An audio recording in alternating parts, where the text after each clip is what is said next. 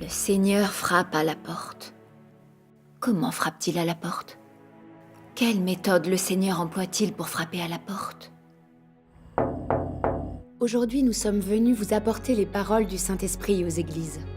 Les paroles adressées par le Saint-Esprit aux églises, écoutons-les. Dieu Tout-Puissant dit, « Puisque nous cherchons les pas de Dieu, nous devons rechercher la volonté de Dieu, les paroles de Dieu, les déclarations de Dieu. Car là où il y a les nouvelles paroles de Dieu, il y a la voix de Dieu. » Pasteur Jia, ne devrions-nous pas également veiller à écouter la voix du Seigneur? Si l'éclair oriental était vraiment la manifestation et l'œuvre de Dieu et que nous persistions à ne pas l'écouter, ne manquerions-nous pas l'occasion d'accueillir la venue du Seigneur? Tandis que nous attendons la venue du Seigneur, nous devons nous en tenir à la Bible. Il n'est pas nécessaire d'écouter la voix de Dieu. Sœur Yang, si les disciples de l'éclair oriental reviennent frapper chez vous, quoi que vous soyez en train de faire, ne leur ouvrez pas la porte. Les pasteurs et les anciens ne nous permettent pas de vous recevoir. Vous feriez mieux de partir. Le fait que nous entrions ou non au royaume des cieux par notre croyance en le Seigneur est fondamentalement déterminé par notre capacité à accepter ou non l'œuvre du Seigneur dans les derniers jours. Je crois que le prêche de l'éclair oriental détient la vérité.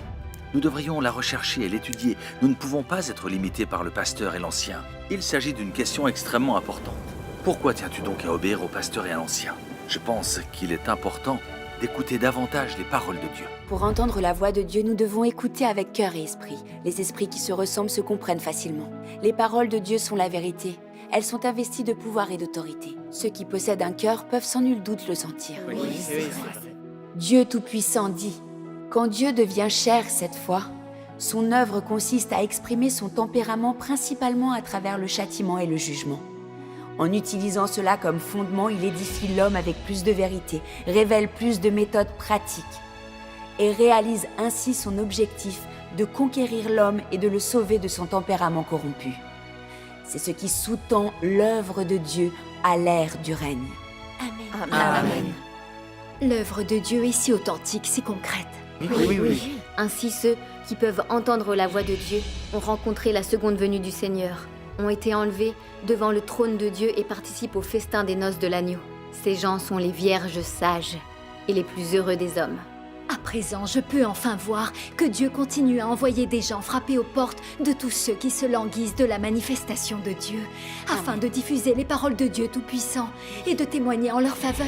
Et j'ai enfin ouvert la porte de mon cœur, ce qui permet d'entendre la voix du Seigneur et d'accueillir la venue du Seigneur. Nous rendons grâce pour le salut de Dieu Tout-Puissant.